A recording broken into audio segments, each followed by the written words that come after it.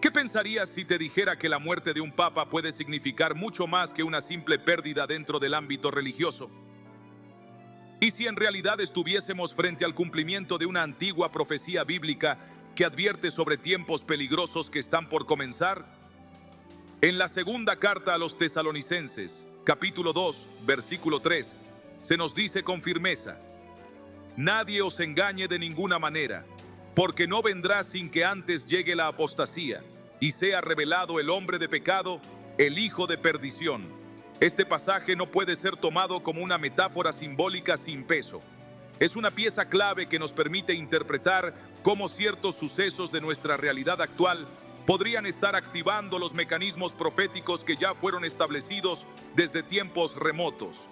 En el día de hoy vamos a examinar la perturbadora relación entre el fallecimiento de un líder espiritual y el levantamiento de fuerzas que están alineando las condiciones para un escenario que se avecina cargado de tinieblas.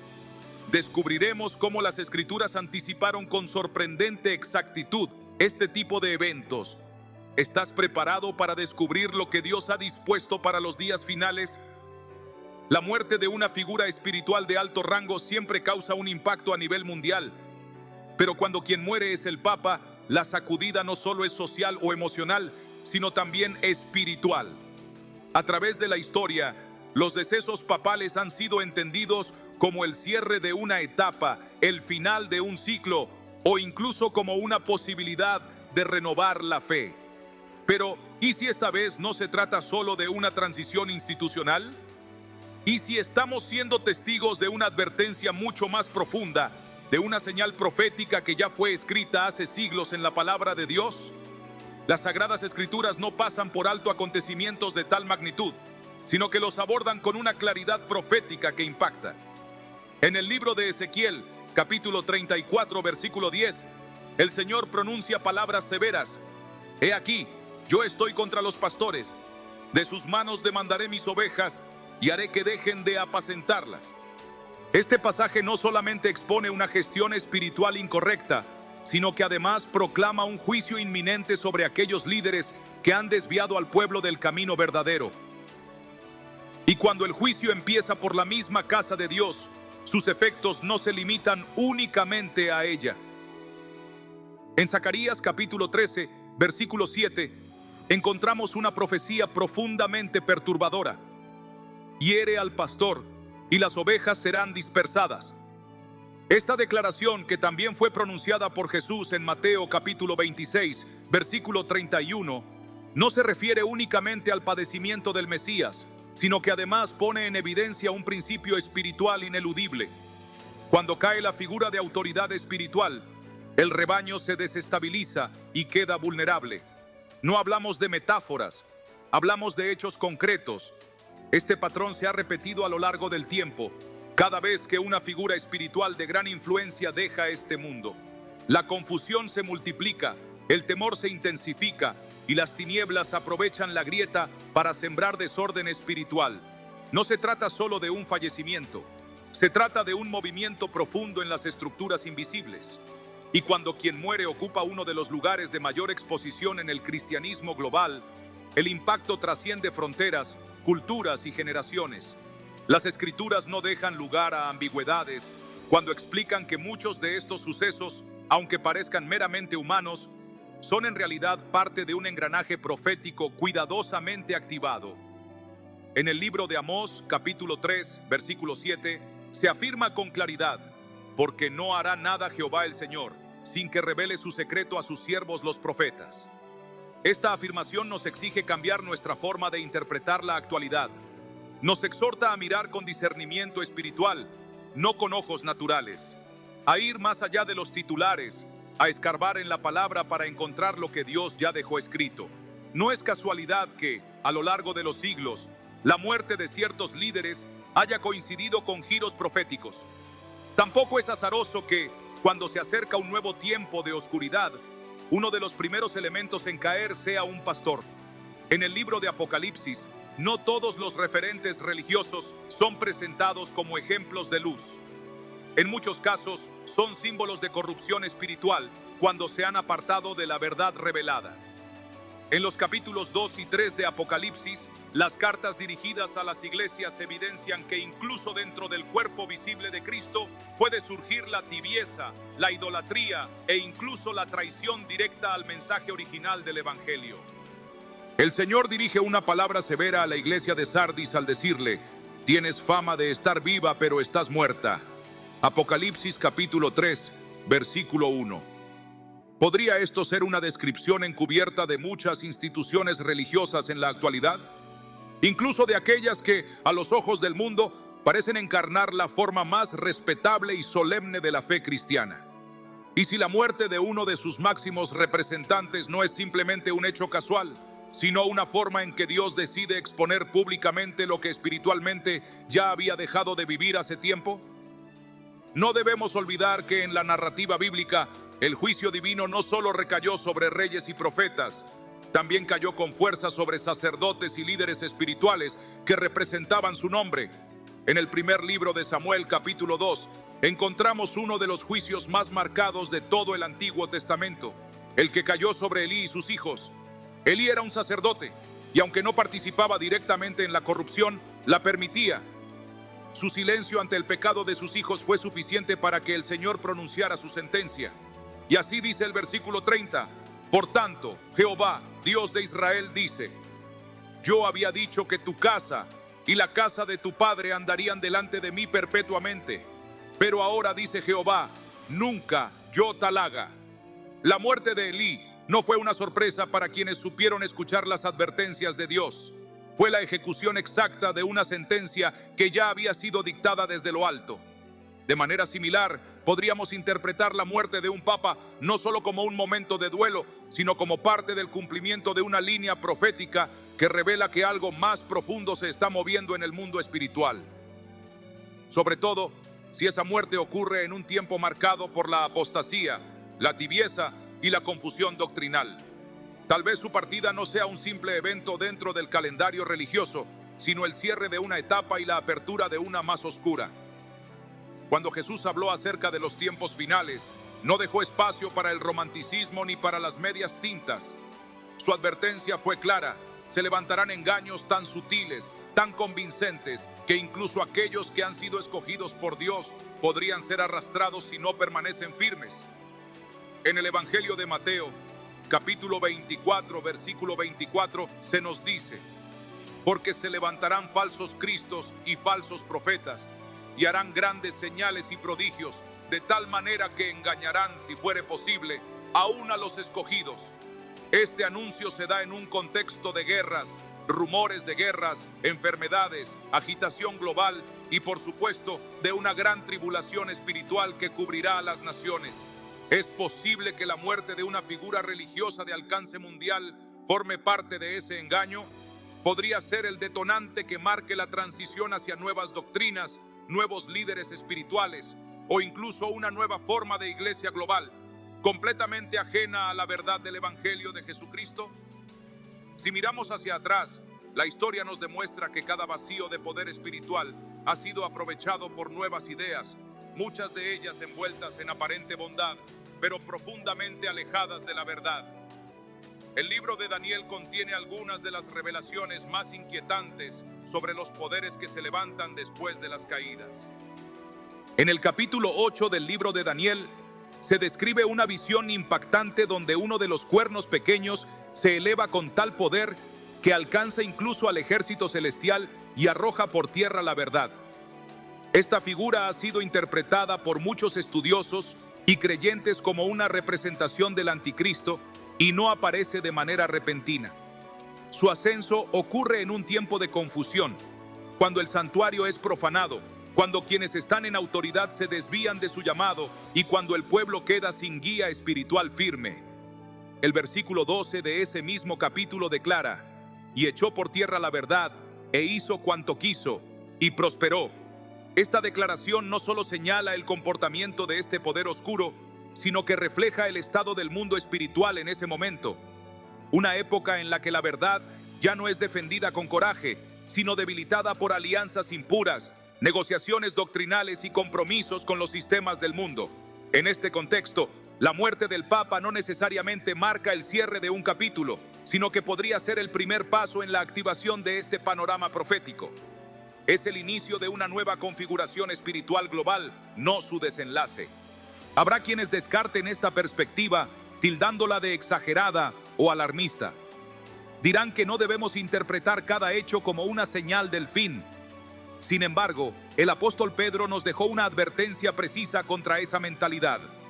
En su segunda carta, capítulo 3, versículo 3 y 4, escribió: En los postreros días vendrán burladores, andando según sus propios deseos, y diciendo: ¿dónde está la promesa de su venida?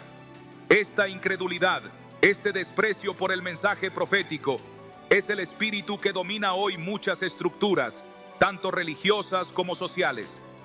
Un rechazo frontal a la idea de que Dios continúa hablando, que Dios sigue juzgando y que Dios, como siempre, sigue advirtiendo. Por eso, cuando se produce un evento de esta magnitud, como la muerte de un líder religioso con peso global, muchos optan por guardar silencio. Otros lo reducen a una circunstancia más, lo recubren de palabras diplomáticas o lo disuelven en espiritualismos sin contenido. Pero pocos se atreven a preguntarse con honestidad: ¿qué está diciendo Dios a través de todo esto? Porque el fallecimiento de una figura como el Papa no puede limitarse a un cambio de título o de vestidura en la jerarquía del catolicismo. Es, más bien, una señal que puede activar antiguos textos proféticos, remover estructuras espirituales adormecidas y abrir paso al ingreso de nuevas influencias, de nuevas ideologías y de poderes que ya estaban esperando su momento para ocupar el escenario.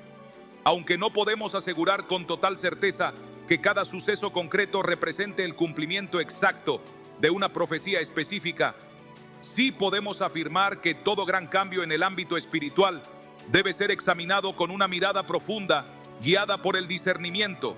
Las Escrituras son claras en este punto. Cuando el juicio de Dios se manifiesta, comienza por su propia casa. Así lo establece la primera carta de Pedro, capítulo 4, versículo 17.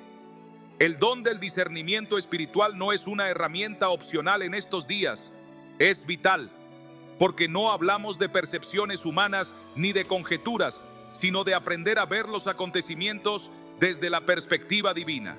En el libro del profeta Isaías, capítulo 29, versículo 10, se dice: porque Jehová derramó sobre vosotros espíritu de sueño, y cerró los ojos de vuestros profetas, y puso velo sobre las cabezas de vuestros videntes. Esta condición de ceguera espiritual hace que muchos no logren entender que lo que está ocurriendo no es simplemente parte de una dinámica social, política o religiosa, es algo más profundo. Es el movimiento de un engranaje profético que avanza con rapidez, marcando etapas que fueron anunciadas desde antiguo. Cuando un líder espiritual parte de este mundo, el cielo no permanece indiferente. No porque su figura fuera irreemplazable, sino porque su muerte está encajada dentro de un tiempo señalado por Dios. Lo que los griegos llamaban un kairos, un momento exacto en la línea eterna, donde lo que ocurre en la tierra tiene una resonancia específica en lo espiritual. Podemos pensar, por ejemplo, en el fallecimiento de Moisés, un hombre fiel, un líder de obediencia inquebrantable, y aún así, su muerte representó un cierre definitivo de etapa. No fue solo un duelo, fue la preparación para lo que vendría. El pueblo de Israel no solo lo lloró, se dispuso para enfrentar batallas más duras y para caminar con mayor compromiso. El libro de Deuteronomio, capítulo 34, versículos del 5 al 8, narra cómo Moisés murió, cómo el pueblo guardó duelo, pero también cómo esa ausencia abrió la puerta a la conquista de la tierra prometida. Por otro lado, cuando líderes corruptos como Acab o Herodes murieron, el juicio fue inmediato, visible y contundente. Cada partida tiene un eco distinto, y por eso debemos preguntarnos con temor y discernimiento: ¿cuál es el significado espiritual de esta muerte en particular? ¿Qué puertas se están cerrando y cuáles se están abriendo a partir de este hecho? El libro de Apocalipsis nos muestra cómo los tiempos avanzan por medio de señales claras, trompetas que suenan, sellos que se rompen, copas de juicio que se derraman. Cada uno de estos eventos representa un paso en el cumplimiento del plan divino, y cada uno marca momentos de transición espiritual que debemos saber identificar con urgencia y reverencia. Es probable que no todos identifiquen estas señales en el mismo momento, pero aquellos que han sido sellados con el Espíritu Santo poseen la capacidad de discernirlas con claridad. En la carta a los Romanos, capítulo 13, versículo 11, se nos exhorta con urgencia: y esto conociendo el tiempo, que ya es hora de despertarnos del sueño, porque ahora está más cerca de nosotros nuestra salvación que cuando creímos. Este pasaje nos confronta directamente con la realidad espiritual. No podemos permanecer dormidos. No podemos ignorar las señales que se están desarrollando delante de nuestros ojos. Si la muerte de un líder espiritual es lo que nos sacude del letargo, entonces no estamos hablando de una tragedia, sino de una sacudida divina, una alarma del cielo que nos llama a estar alertas. En este tiempo tan convulsionado, volver a las Escrituras, escudriñar nuestras motivaciones y discernir la voluntad de Dios en medio de los eventos actuales se convierte en una urgencia impostergable.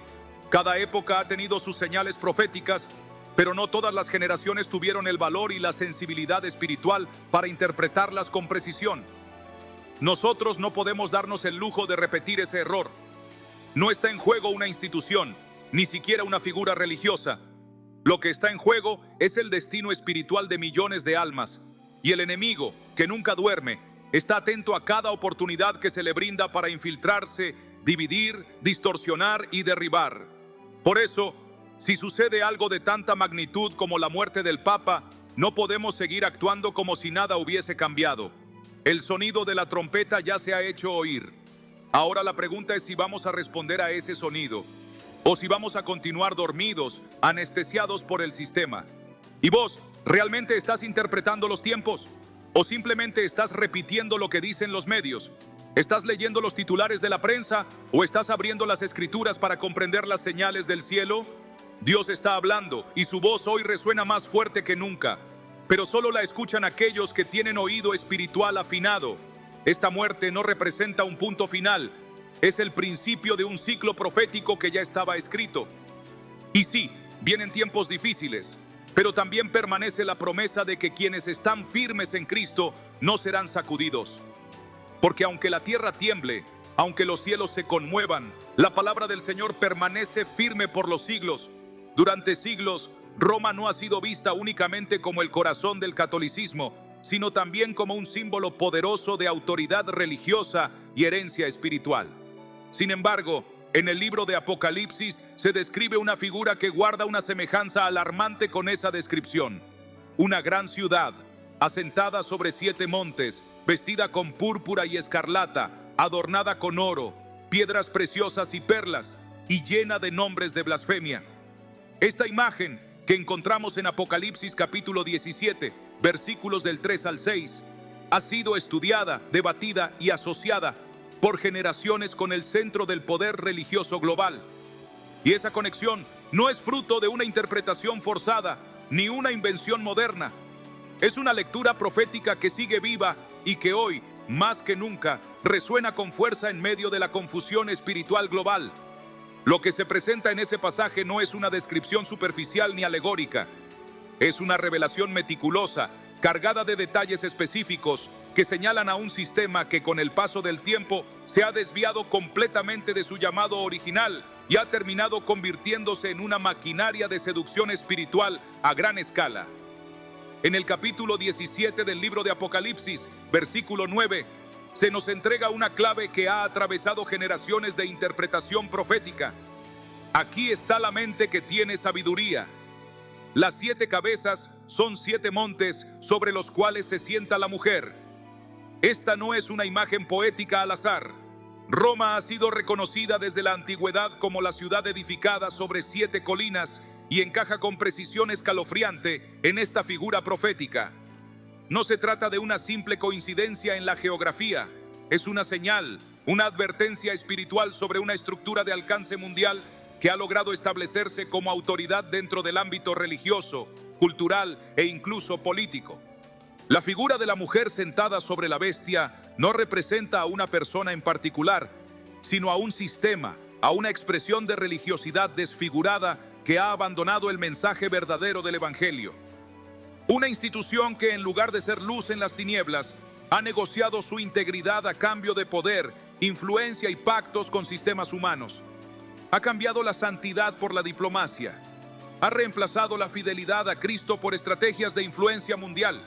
Y si aceptamos que la muerte del Papa marca el fin de una era, entonces debemos estar preparados para considerar que lo que viene a continuación podría ser el surgimiento de la figura que ya fue anticipada por la profecía bíblica. A lo largo de la narrativa bíblica, Dios nunca ha tolerado las alianzas entre su pueblo y los sistemas de este mundo. Los profetas fueron levantados para denunciar con fuerza ese tipo de traiciones espirituales. El profeta Jeremías fue una de esas voces. No solo señaló a los líderes religiosos que corrompían la verdad, sino que expuso su pecado con una claridad desgarradora. En el capítulo 6, versículos 13 y 14, se registra: porque desde el más chico de ellos hasta el más grande, cada uno va tras la avaricia, y desde el profeta hasta el sacerdote, todos practican el engaño. Y curan la herida de mi pueblo con liviandad, diciendo: paz, paz, cuando no hay paz. Este mismo patrón se repite una y otra vez cuando una institución que debería ser santa decide aliarse con el poder de este mundo, prometiendo estabilidad y bienestar, mientras el juicio divino se acerca inexorablemente. El Vaticano, más allá de su función religiosa, se ha consolidado como una entidad con presencia diplomática, con influencia en organizaciones internacionales, con capacidad de maniobra política en todos los continentes. Pero esa autoridad no siempre ha sido utilizada para defender la verdad revelada por Dios.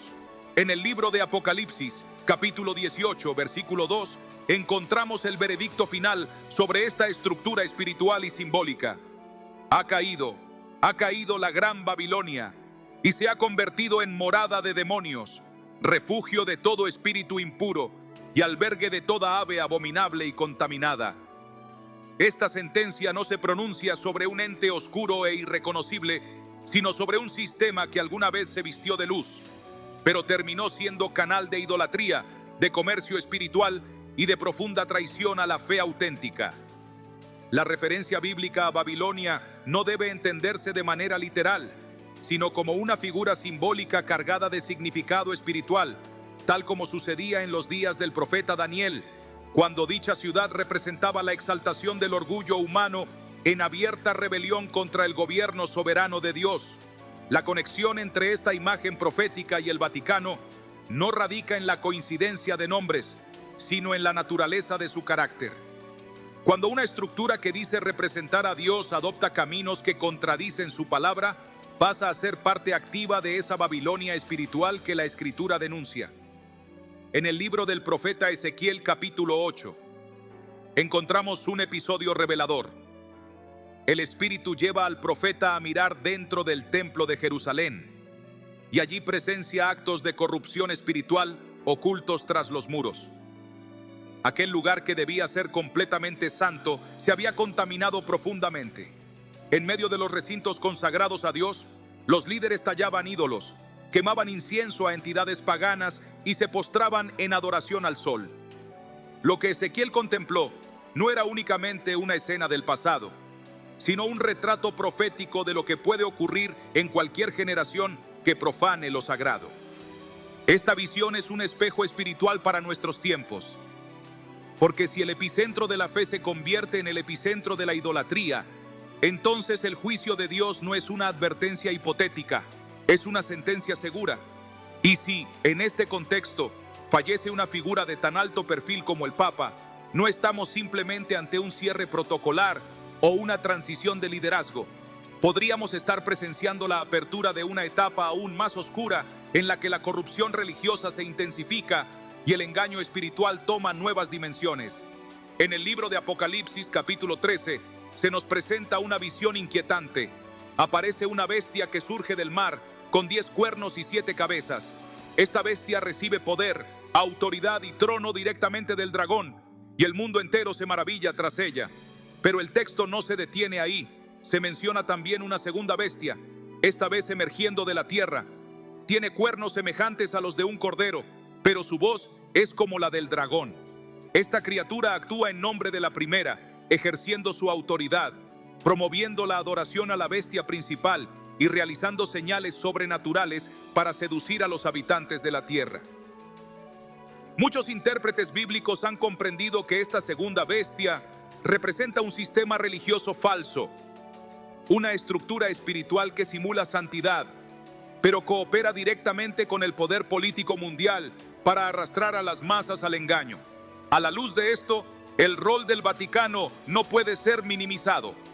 Su capacidad para generar diálogos con líderes globales, su presencia en organismos internacionales y su influencia sobre multitudes lo colocan en una posición central dentro del escenario escatológico de los últimos tiempos. No podemos pasar por alto que la Escritura, en repetidas ocasiones, nos advierte que el enemigo no se presentará con apariencia de destrucción, sino como portador de luz. La segunda carta a los Corintios nos recuerda que Satanás mismo se disfraza como ángel de luz y que sus ministros pueden adoptar la forma de servidores de justicia. Por eso, el discernimiento espiritual se vuelve imprescindible, porque lo que parece paz puede ser alianza, lo que parece religión puede ser manipulación y lo que parece fe puede ser el rostro del engaño más sofisticado que la humanidad haya enfrentado. No todas las expresiones de espiritualidad son auténticas. En la segunda carta a los Corintios, capítulo 11, versículos 13 y 14, el apóstol Pablo hace una advertencia contundente. Porque estos son falsos apóstoles, obreros engañosos, que se disfrazan como apóstoles de Cristo. Y no es de sorprenderse, porque el mismo Satanás se disfraza como ángel de luz. Si esto aplica a individuos, también debe aplicarse a organizaciones. Cuando una institución religiosa comienza a proclamar un mensaje que contradice el Evangelio, aunque utilice el nombre de Cristo, se transforma en un instrumento de confusión. Punto, el discernimiento no es una opción secundaria, sino una herramienta vital para sobrevivir espiritualmente. La fusión entre poder político y estructura religiosa ha sido históricamente una de las amenazas más peligrosas contra la integridad del mensaje cristiano. Desde que se promulgó el Edicto de Milán hasta la consolidación de los estados pontificios, la historia del Vaticano ha estado profundamente marcada por una combinación compleja entre lo espiritual y lo diplomático, entre la fe y la política.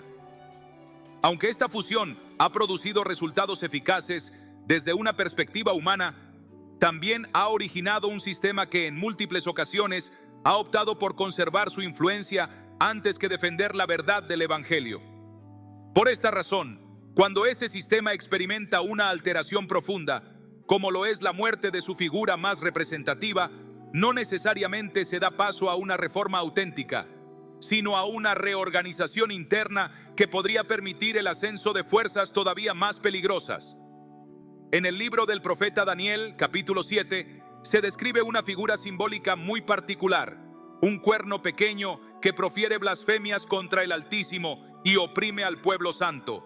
Este cuerno no aparece aislado, sino que surge de entre otras estructuras de poder y se distingue por su capacidad para manipular, perseguir y desviar. Aunque se presenta bajo una imagen alegórica, su función espiritual es tangible. Representa un sistema que aparenta justicia, pero en realidad combate activamente la verdad revelada por Dios. Cuando una institución religiosa se alinea con este tipo de estructura, pierde su función de ser luz para convertirse en tinieblas revestidas de apariencia piadosa. En este contexto, la muerte de un papa no es simplemente una sucesión de liderazgo dentro de una organización religiosa. Puede convertirse en el terreno perfecto para que un sistema como el descrito en la visión de Daniel adquiera más autoridad. En la palabra de Dios, uno de los pecados que se repite con más gravedad es la idolatría. No solo hablamos de la adoración a imágenes físicas, sino de una idolatría institucional, la exaltación de reglas humanas por encima de los mandamientos divinos, la obediencia incondicional a una estructura antes que a la voz viva de Dios. En el Evangelio de Marcos, capítulo 7, versículo 8, Jesús reprende a los fariseos diciendo: porque dejando el mandamiento de Dios, os aferráis a la tradición de los hombres. Esta reprensión atraviesa los siglos y cobra vigencia cuando las instituciones modernas elevan normas humanas al nivel de la revelación divina.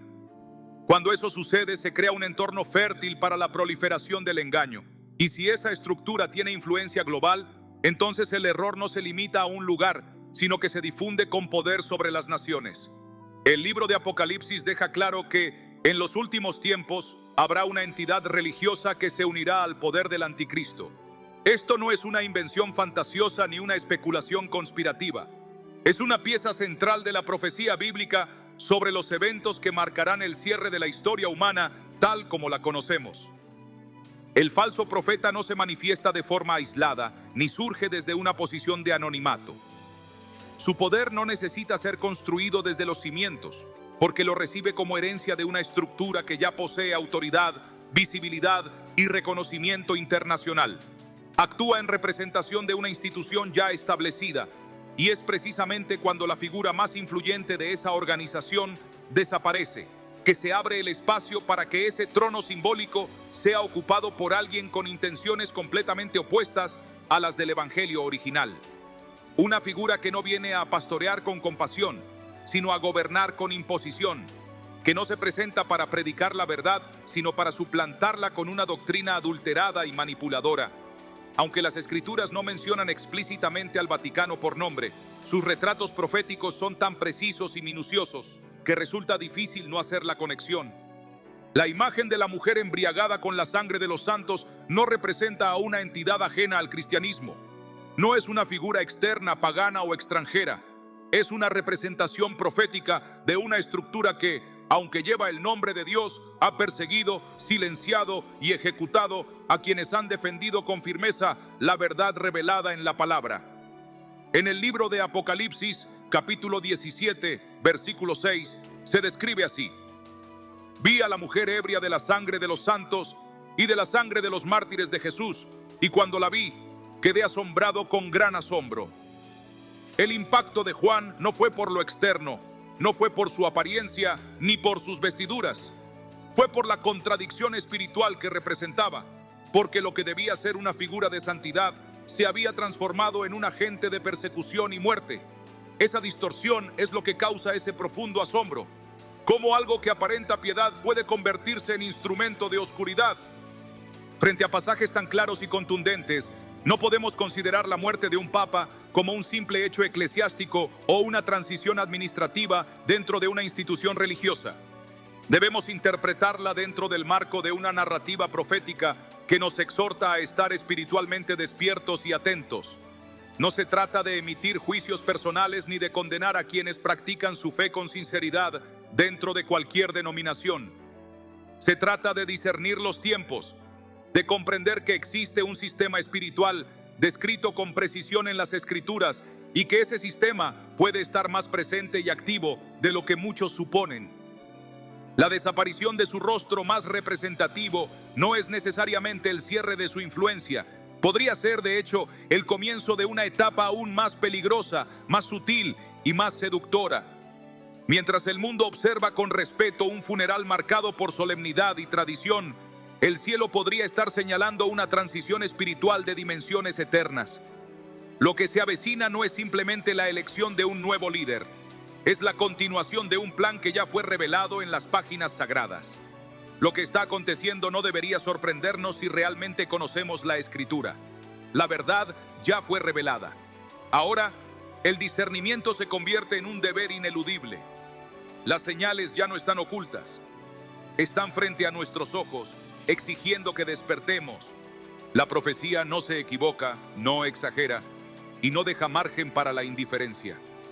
Lo más oscuro aún no ha llegado, pero se está acercando con pasos cada vez más audibles. A lo largo de toda la historia bíblica, uno de los indicadores más evidentes de una caída espiritual profunda ha sido la corrupción interna, no externa, no proveniente de enemigos visibles, sino desde dentro del pueblo que decía seguir a Dios. El momento en que aquellos que fueron llamados a proclamar la verdad comienzan a distorsionarla, cambiándola por confort, por influencia, por reconocimiento o por aceptación del sistema. Las Escrituras no describen este fenómeno como un error pasajero ni como un desliz inocente. Lo presentan como una etapa inevitable dentro del proceso profético que marca la cercanía del final. En la segunda carta a los Tesalonicenses, capítulo 2, versículo 3, se nos entrega una advertencia frontal. Nadie os engañe de ninguna manera, porque no vendrá sin que antes venga la apostasía y se manifieste el hombre de pecado, el hijo de perdición.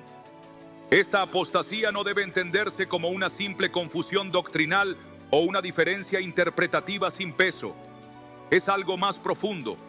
Es una renuncia voluntaria, consciente y deliberada a la verdad que Dios ya ha revelado. Es el abandono de la doctrina pura a cambio de mensajes suaves que calman la conciencia, pero que no confrontan el alma. No es un fenómeno externo al cuerpo de Cristo. No nace en el mundo secular. Surge desde los mismos espacios donde se debería proclamar la santidad. Desde púlpitos, desde altares, desde líderes que han optado por agradar al hombre antes que obedecer a Dios. La apostasía se instala cuando el temor reverente al Señor es reemplazado por el temor a perder influencia, membresía o relevancia pública. Cuando la predicación deja de reflejar el consejo completo de Dios y se convierte en un producto ajustado al deseo de las masas. El apóstol Pablo ya había anticipado esta desviación espiritual con absoluta precisión. En su segunda carta a Timoteo, capítulo 4, versículos 3 y 4, escribió: porque vendrá tiempo cuando no soportarán la sana doctrina, sino que, teniendo comezón de oír, se amontonarán maestros conforme a sus propios deseos y apartarán de la verdad el oído y se volverán a las fábulas. Este no es un lenguaje simbólico ni exagerado. Es un diagnóstico espiritual certero de lo que ya se puede observar hoy en numerosos espacios dentro del cristianismo contemporáneo. En muchos sectores de las estructuras religiosas institucionalizadas, el mensaje de arrepentimiento ha sido reemplazado por promesas atractivas. La cruz ha sido minimizada, convertida en un símbolo decorativo más que en un llamado al sacrificio. El pecado ha sido relativizado, envuelto en términos psicológicos. Y el juicio eterno, ese juicio que Jesús y los apóstoles predicaron sin cesar, ha sido prácticamente eliminado del discurso por considerarse ofensivo o arcaico. En este contexto, la muerte de un papa no puede ser vista como un evento casual ni aislado. Representa una alerta en medio de un sistema religioso que ha abrazado la mezcla, la tolerancia a doctrinas contrarias y la inclusión de prácticas que contradicen la palabra de Dios. La decadencia doctrinal no aparece de un momento para otro. Es el producto de una serie de concesiones continuas, de silencios estratégicos, de negociaciones internas.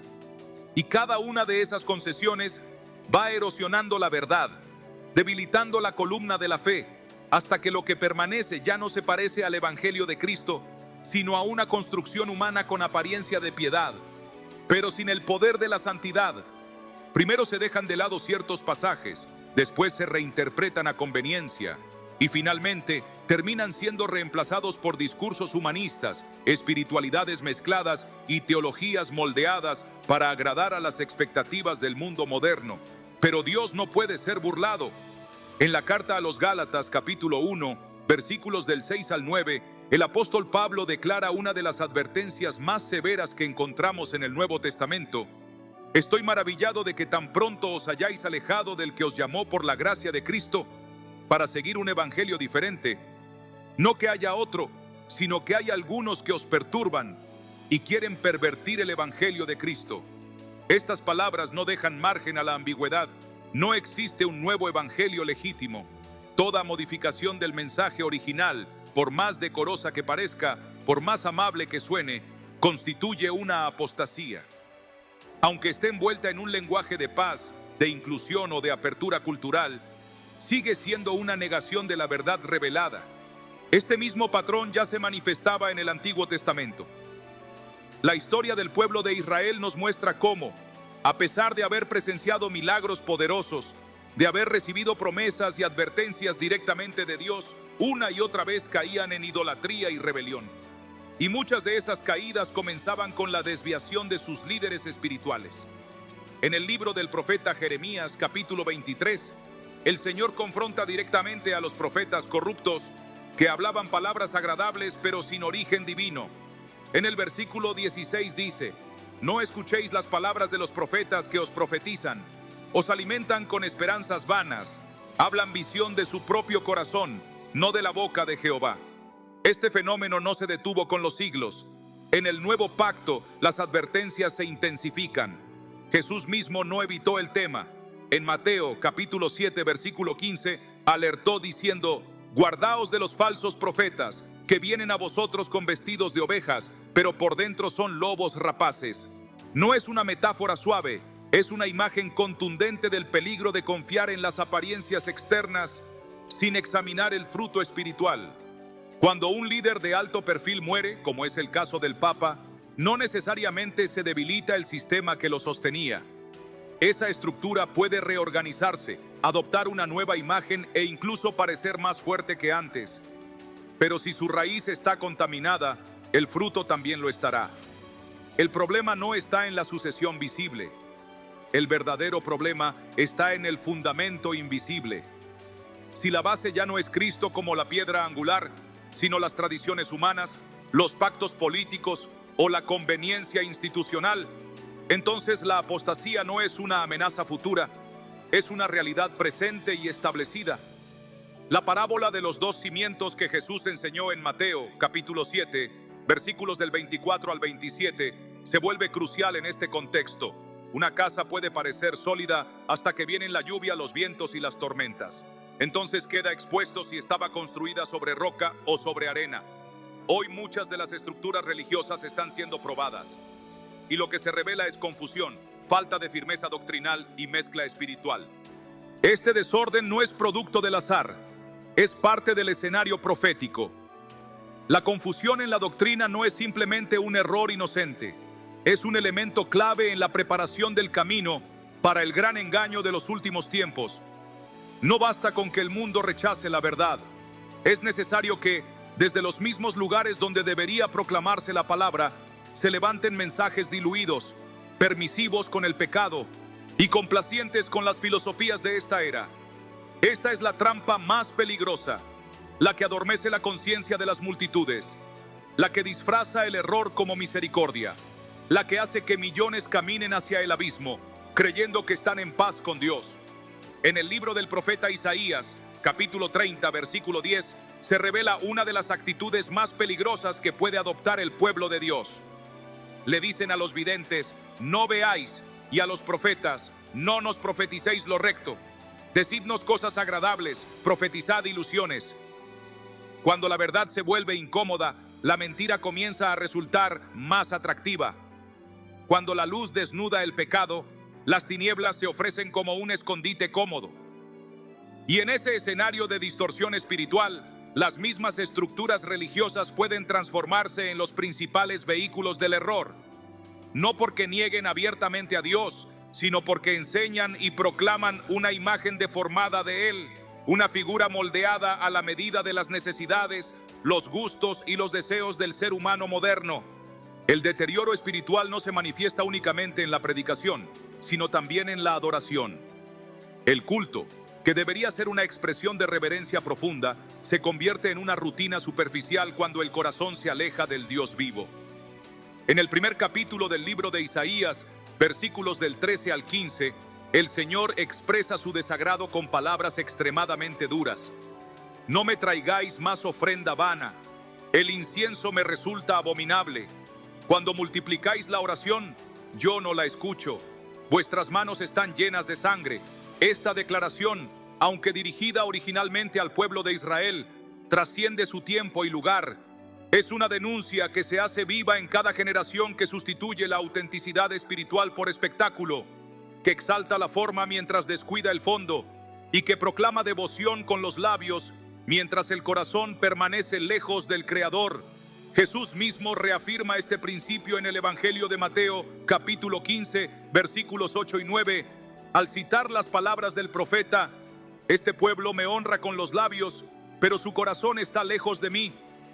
En vano me rinden culto, enseñando como doctrinas mandamientos de hombres. Lo más alarmante de todo esto es que, en medio de ese vacío espiritual, las multitudes siguen convencidas de que están adorando correctamente. La apostasía no siempre se presenta con rostros de rebeldía abierta. En muchas ocasiones adopta formas sutiles, disimuladas, aparentemente piadosas. No irrumpe con violencia desde el exterior, se infiltra silenciosamente desde dentro. En el libro de Apocalipsis, capítulo 3, versículo 1, Jesús le dirige una palabra a la iglesia de Sardis que debe estremecer a cualquier generación. Tienes nombre de que vives, pero estás muerto. Esta es la condición más peligrosa en el ámbito espiritual. Aparentar vida mientras el espíritu ya se ha apartado. Tener reputación de fe sin tener comunión con el Espíritu Santo. Mantener estructura, pero carecer de presencia. Y cuando las instituciones religiosas que más influencia ejercen sobre el mundo caen en ese estado, el escenario queda preparado para la aparición de un sistema mundial que se presentará como la realización de la fe verdadera, pero que en realidad será su negación más profunda. La Escritura advierte con claridad que en los últimos tiempos muchos se apartarán de la fe auténtica.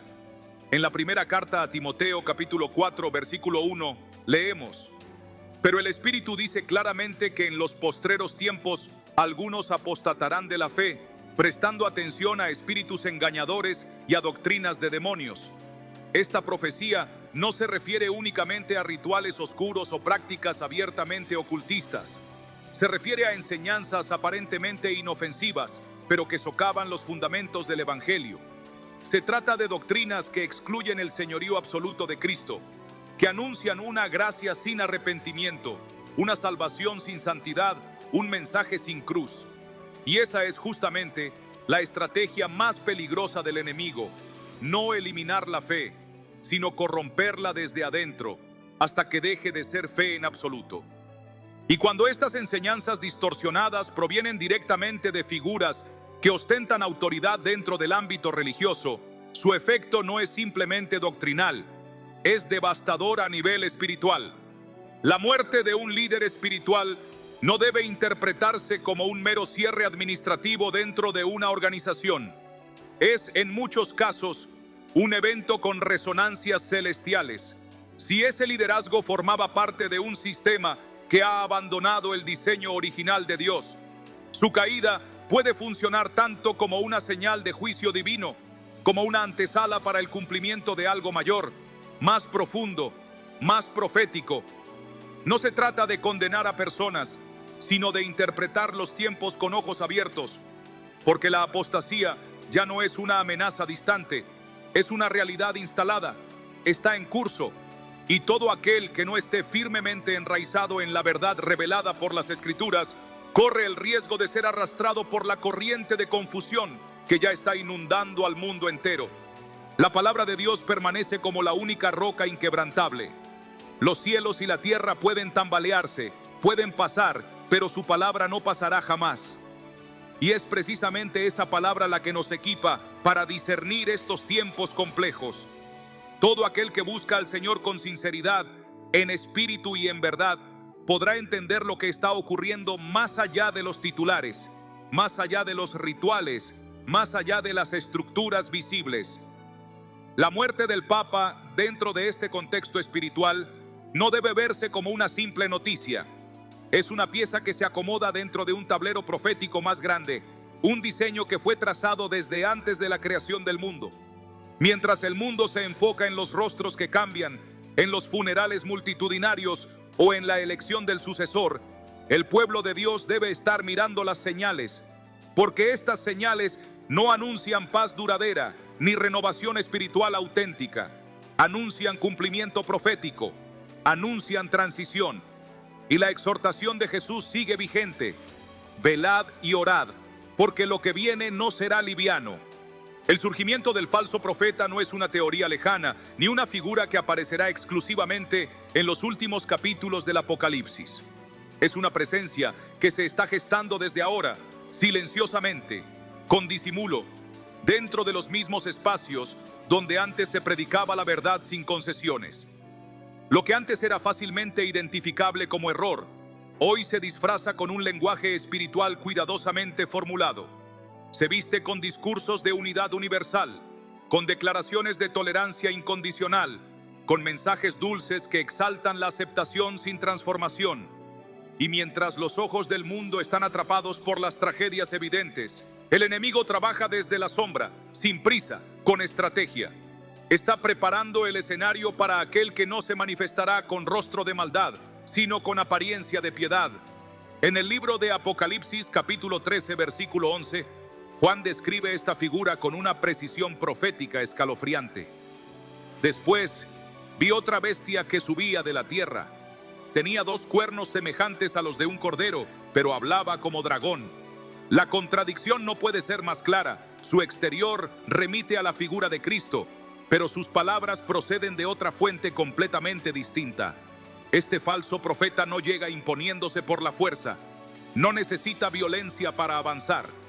Gana terreno a través del engaño, hablando en nombre de Dios mientras conduce a millones hacia una desviación fatal.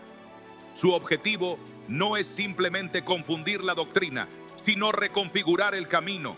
Su misión no es únicamente dispersar, sino conducir hacia un nuevo sistema de fe adulterada, donde lo santo se mezcla con lo profano y donde el nombre de Cristo se pronuncia, pero su señorío se niega.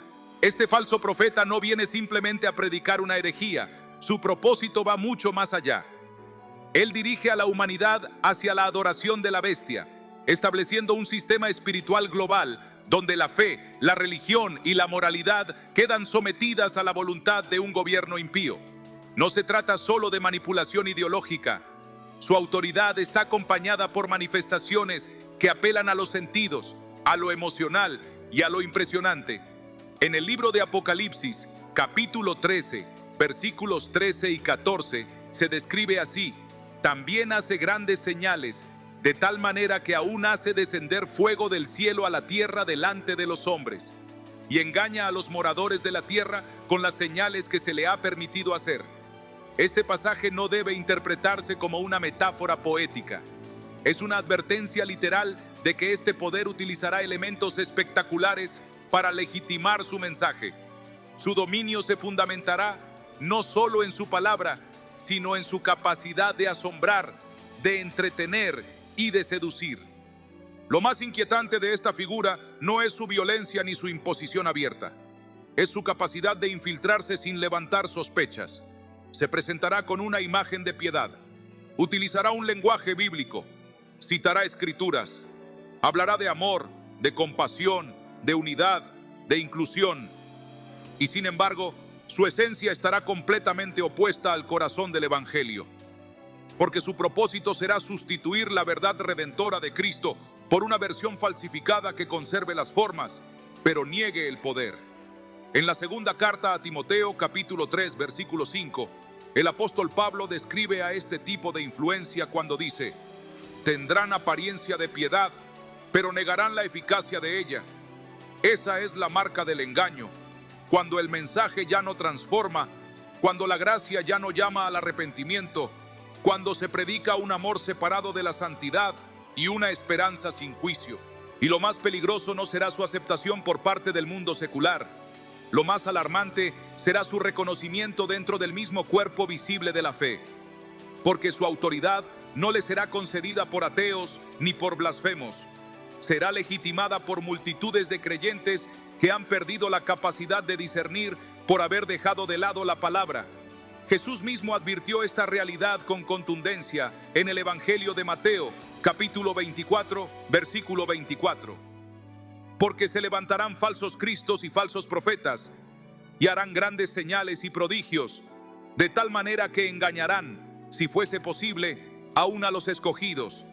Esta advertencia no apunta a amenazas externas. Señala que el engaño final vendrá desde dentro, disfrazado de verdad, encubierto por símbolos religiosos y sustentado por estructuras que parecerán familiares. La estrategia del enemigo en los últimos tiempos no será ofrecer una alternativa atea o anticristiana explícita. Será presentar una opción espiritual que parezca compatible, que parezca segura, que suene familiar. Un mensaje que en lugar de confrontar, seduzca, que en lugar de llevar a la cruz, lleve al conformismo. El gran peligro no estará en lo evidente, sino en lo mezclado, en aquello que combina verdad con error. Porque el engaño más exitoso no se presenta como oposición, sino como solución. El falso profeta no llega imponiendo tiranía, llega ofreciendo respuestas en medio del caos. En tiempos de crisis global, cuando la humanidad clame por dirección, por estabilidad, por esperanza, Él hablará. Y su voz sonará clara, firme, carismática, persuasiva, pero su autoridad no vendrá del cielo.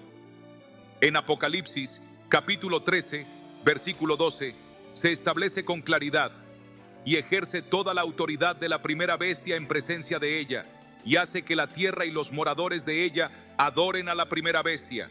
Esa será su misión: canalizar toda adoración, toda devoción y toda obediencia hacia un sistema que se opone directamente al reino de Dios. Y mientras muchos celebran su liderazgo, el juicio ya estará en marcha. Su objetivo es instaurar un sistema de adoración universal, falso, cuidadosamente diseñado, estructurado e impuesto por obligación. La figura del falso profeta ha sido concebida como una contracara perversa del verdadero ministerio profético. Donde los profetas genuinos proclamaban con valentía el arrepentimiento, Él promoverá la adaptación y la conformidad. Donde los siervos de Dios confrontaban con la verdad a los poderosos, Él pondrá su voz al servicio del poder establecido. Su discurso será atractivo, tolerante, conciliador. Sonará bíblico, citará escrituras, utilizará el nombre de Jesús, pero lo hará desprovisto de su autoridad espiritual. Su mensaje será cuidadosamente ecuménico, orientado a fusionar religiones, relativizar doctrinas y disolver toda distinción esencial entre la verdad y el error. En lo profundo de su mensaje no habrá redención, sino manipulación. Su táctica consistirá en borrar los límites entre lo santo y lo profano, entre lo puro y lo contaminado, entre la luz del reino y las tinieblas del sistema mundial. Este patrón no es nuevo. Ya en Ezequiel capítulo 22, versículo 26, Dios denuncia que sus sacerdotes habían dejado de discernir entre lo sagrado y lo impuro, y no enseñaban al pueblo a diferenciar entre lo que era limpio y lo que no lo era. Esa ceguera espiritual se convirtió en el ambiente propicio para que el error se consolidara como norma y la mentira se presentara como si fuera verdad. El falso profeta es el agente encargado de uniformar la adoración bajo un sistema único. No cumple únicamente un rol doctrinal. Su función es también litúrgica, política, estratégica. No opera de forma individual ni separada. Trabaja coordinadamente con el sistema de la bestia, impulsando su imagen, exigiendo obediencia y desarrollando los mecanismos mediante los cuales el control espiritual y social serán ejercidos a nivel global. En el libro de Apocalipsis, capítulo 13, versículo 15, se nos revela que se le concede poder para dar aliento a la imagen de la bestia, para que esa imagen incluso hable y cause la muerte de quienes se nieguen a rendirle culto. Esto marca una frontera profética clara. El falso profeta será quien divida el mundo entre los que se someten al sistema global y aquellos que son perseguidos por permanecer fieles a Jesucristo. No se puede comprender la aparición de esta figura si no se entiende el terreno del cual surge. No brota desde el vacío. Su autoridad será el resultado de un proceso prolongado de abandono de la verdad, de normalización del error, de aceptación gradual de una espiritualidad sin raíces bíblicas. Su ascenso no será una ruptura repentina, sino la consecuencia lógica de una larga serie de concesiones dentro de las estructuras religiosas. Lo que hoy es promocionado como progreso, mañana será la base ideológica que validará su autoridad. Cada vez que se relativiza el pecado en nombre del amor, cada vez que se disuelve una doctrina bajo la excusa de la inclusión, se está pavimentando el camino para su reinado. Cada declaración que acomoda la verdad al gusto de las masas fortalece su plataforma, porque el falso profeta no se impondrá como enemigo frontal, se presentará como solución, como voz de paz, como unificador, y su poder no será forzado, será concedido por un mundo que ya no querrá escuchar la verdad. Cada acto ecuménico que diluye las diferencias entre Cristo y otras creencias no es simplemente un gesto de unidad religiosa, es un paso más hacia la preparación del camino para su llegada. El falso profeta no surgirá desde el rechazo explícito a Dios. Se presentará como un portavoz de espiritualidad renovada, moderna, funcional, seductora. No será una figura marginal. Su mensaje cautivará a las masas, pero también tendrá el poder de influir sobre naciones enteras. Su discurso no será ateo, será profundamente espiritual, pero no será el Espíritu Santo quien lo inspire. Será una espiritualidad sin cruz, sin redención, sin sangre derramada. Una fe vacía de verdad, un mensaje sin arrepentimiento, una gracia que no transforma. Será una religión mundial unificada, revestida de compasión y tolerancia, pero totalmente vacía de salvación. Y cuando esa religión esté plenamente establecida, la persecución a los creyentes fieles dejará de ser simbólica para transformarse en un sistema estructurado, legal, global. El libro de Apocalipsis, capítulo 13, versículo 17, lo deja claramente establecido al describir que nadie podrá comprar ni vender si no acepta la marca del sistema. Este versículo revela que la obra del falso profeta no será solamente espiritual, será política, económica, social. Tendrá alcance sobre todas las dimensiones de la vida humana. Su mensaje unirá a los pueblos, pero a costa de la verdad. Su poder se consolidará no a través del rechazo directo a Jesucristo, sino a través de una reinterpretación de su persona, de su obra, de su evangelio. Su estrategia no será negar a Cristo con palabras, sino sustituirlo con una versión domesticada, accesible, sin exigencias. Y cuando este nuevo sistema esté en funcionamiento, aquellos que insistan en predicar a Cristo como el único camino, la única verdad y la única vida, serán señalados como radicales, como peligrosos, como enemigos del progreso, porque el falso profeta no vendrá a marginar la fe, vendrá a reformarla, para destruirla desde dentro. El tiempo actual refleja, con una claridad alarmante, que todas las condiciones para su manifestación están siendo establecidas. Nunca antes el mundo mostró tanta disposición a aceptar una religión global. Nunca antes se condenó con tanta fuerza cualquier mensaje que sostenga la exclusividad de Cristo como el único mediador entre Dios y los hombres. Nunca antes fue tan rechazada la corrección bíblica, incluso dentro de iglesias que se dicen cristianas.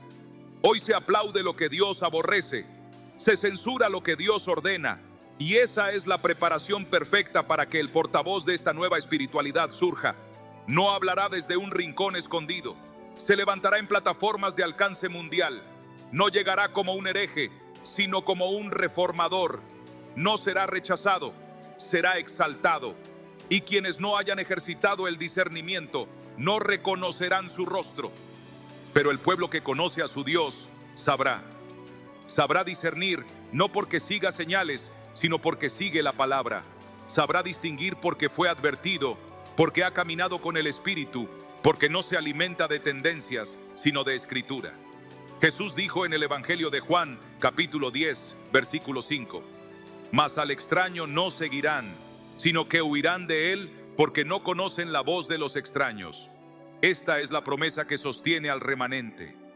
Aquellos que permanecen en Cristo no serán confundidos, aunque la predicación sea elocuente, aunque las señales sean impresionantes, aunque los milagros parezcan auténticos. Porque si el mensaje no está alineado con la palabra, entonces no proviene de Dios. El surgimiento del falso profeta no será un evento aislado, no será una sorpresa, será el desenlace de un proceso profundo y extendido en el tiempo, la culminación del misterio de iniquidad que ya está en marcha. Un proceso que no puede detenerse, pero sí puede ser discernido. Y en esta hora, el discernimiento no es un privilegio para los más espirituales, es una necesidad urgente, una urgencia vital, porque quienes no lo posean serán arrastrados, serán confundidos, serán seducidos y finalmente serán marcados. Por eso, el llamado sigue siendo el mismo: velad, orad, escudriñad las Escrituras, porque lo que está en juego no es una denominación, no es una corriente teológica, no es una ideología pasajera. Lo que está en juego es la eternidad misma. El falso profeta ya viene en camino, y es posible que su voz no solo esté próxima, sino que ya se esté escuchando. No retumba desde los márgenes del discurso religioso, no grita desde los extremos donde nadie escucha. Al contrario, resuena desde el centro, desde las plataformas más prestigiosas y respetadas. Habla como un guía de paz, como un embajador de unidad, como un renovador del espíritu humano. Pero los que conocen la Escritura lo identificarán por lo que realmente es. Porque aunque su figura tenga cuernos semejantes a los de un cordero, su voz, cuando habla, sigue siendo la de un dragón. Esto no es una metáfora inventada por alarmistas. Es una advertencia clara y profética, revelada desde el principio en las páginas del Apocalipsis. El escenario profético nunca podría estar completo sin la aparición de una unión visible y poderosa entre lo político y lo religioso. Una alianza no diseñada para glorificar a Dios, sino para consolidar un sistema de control total sobre la humanidad. La muerte del Papa en este contexto no debe ser interpretada como un hecho aislado o meramente eclesiástico. Es un punto de inflexión en una estrategia espiritual mucho más profunda y extensa. A medida que la figura del falso profeta gana aceptación y legitimidad dentro de las altas esferas de la fe organizada, se allana el camino para la manifestación del anticristo. Este no se presentará como un tirano brutal, ni como un enemigo visible. Se mostrará como un líder carismático, articulado, magnánimo. Ofrecerá promesas de paz, de reconciliación global, de unidad entre pueblos y religiones. Pero lo más alarmante no será su figura, sino su aceptación generalizada. En Apocalipsis capítulo 13 se detalla con precisión el tipo de sistema que emergerá. Uno que combinará gobierno, adoración y economía bajo una única autoridad central.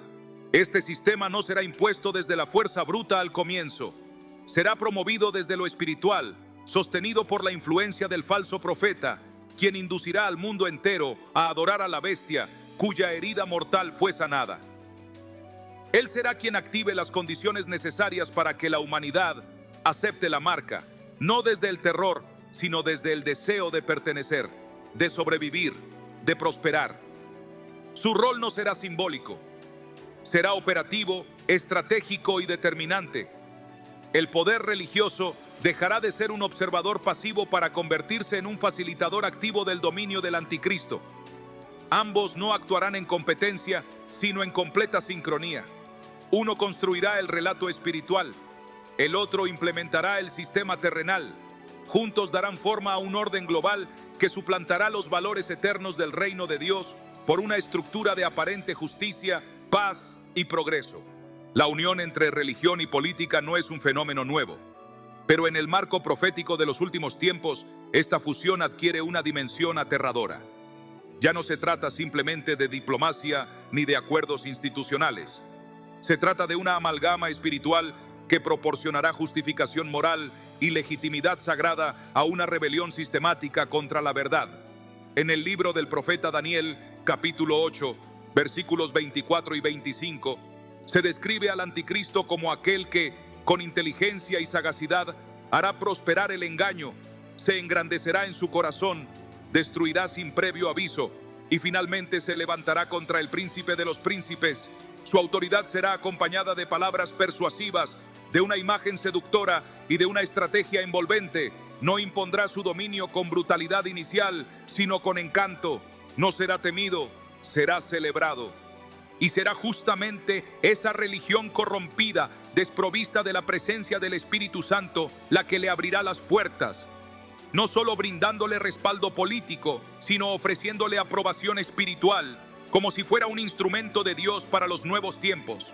El mayor peligro de esta alianza es que no se edificará desde el miedo, sino desde el deseo colectivo, un deseo mundial de paz, de estabilidad, de prosperidad, de orden. Y ese deseo será utilizado como argumento para establecer sistemas de control que, bajo la promesa de protección, exigirán completa sumisión. La religión, ya sin santidad ni verdad, se convertirá en un brazo funcional del sistema, un canal de propaganda espiritual para legitimar la rebelión global contra Cristo. Las Escrituras lo declaran sin ambigüedad, y los que conocen a su Dios entenderán. El falso profeta tendrá el poder de dar vida a la imagen de la bestia. No será solo una figura decorativa, ni un símbolo sin fuerza. Tendrá la capacidad de infundir aliento a ese sistema idolátrico y hacer que quienes no se postren ante él sufran las consecuencias más extremas. El libro de Apocalipsis, capítulo 13, versículo 15, establece con claridad que todo aquel que se resista a rendirle culto será perseguido e incluso perderá la vida.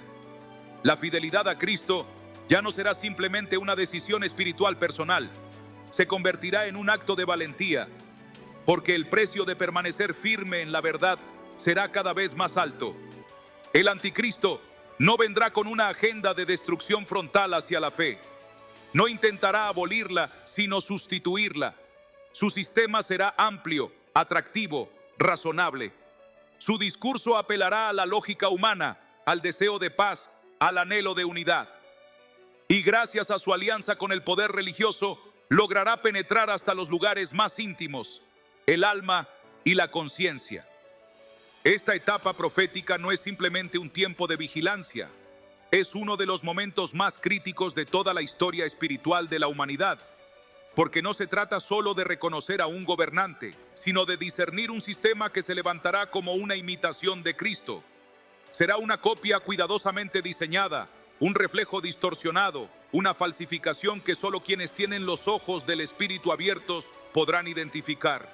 El apóstol Pablo, en su segunda carta a los Tesalonicenses, capítulo 2, versículo 4, lo llamó el hombre de pecado, el hijo de perdición, aquel que se levanta contra todo lo que se llama Dios o es digno de adoración, y que se sentará en el templo de Dios como si fuera Dios, proclamando serlo. No se trata de una negación abierta del cristianismo, se trata de una suplantación total, un sistema que utilizará el lenguaje de la fe para instalar un orden mundial contrario a la verdad.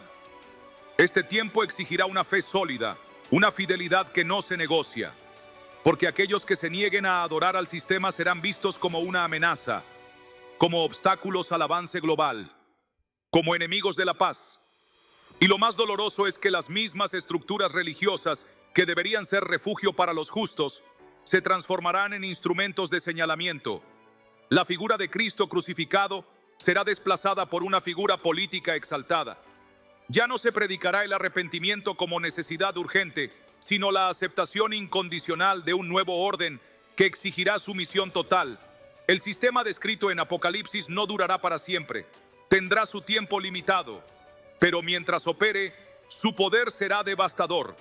Por eso el llamado es firme: resistir, no ceder, no adaptarse, no dejarse engañar por la aparente normalidad de un mundo que se precipita hacia su propia destrucción. La alianza entre el poder religioso y el anticristo no nacerá de la noche a la mañana. Será la culminación de una larga serie de pasos, de pequeñas concesiones, de silencios ante el error, de pactos disfrazados de amor. Cada desviación de la doctrina, cada renuncia a la verdad para agradar a las masas, cada afirmación ambigua ante el pecado, son eslabones en la cadena que terminará sostenido ese sistema. Dios no ha dejado a su pueblo sin advertencias. La profecía no está cerrada, está abierta, está expuesta, está latiendo en cada página de la Escritura. Y aquellos que aman la verdad no deben temer, pero sí deben estar alertas, porque en este tiempo el discernimiento no será una opción espiritual elevada, será una condición necesaria para sobrevivir espiritualmente. Y cuando el falso profeta y el anticristo estén plenamente manifestados, no habrá espacio para posiciones intermedias. No existirá la neutralidad. Ser fiel a Cristo será el único distintivo que marcará a los verdaderos. Y aunque ese compromiso tenga un alto costo, su recompensa será eterna. Porque está escrito: los que permanezcan fieles hasta el fin serán salvos. La palabra ya lo ha dicho, y todo lo que está escrito se cumplirá. El juicio no llega sin aviso, y Dios, en su misericordia, nunca permite que las estructuras colapsen sin antes levantar una voz que advierta, que llame, que despierte. Cuando los sistemas tiemblan, cuando los líderes desaparecen, cuando el mundo se encamina hacia la oscuridad, el llamado de Dios se vuelve más intenso. No es un grito desesperado, es una invitación urgente a volver al origen, a rendirse ante la verdad, a despertar antes de que la puerta se cierre. La muerte del Papa no es únicamente el cierre de un ciclo institucional, es un eco profético, una señal que resuena desde lo alto, recordándonos que todo lo que no esté cimentado sobre la roca eterna será removido. Hoy hemos visto que la muerte del Papa no es simplemente un evento religioso, sino una señal que marca un nuevo capítulo en el escenario profético. El falso profeta se está levantando y con él un sistema que imita a Cristo, pero lo niega en su esencia.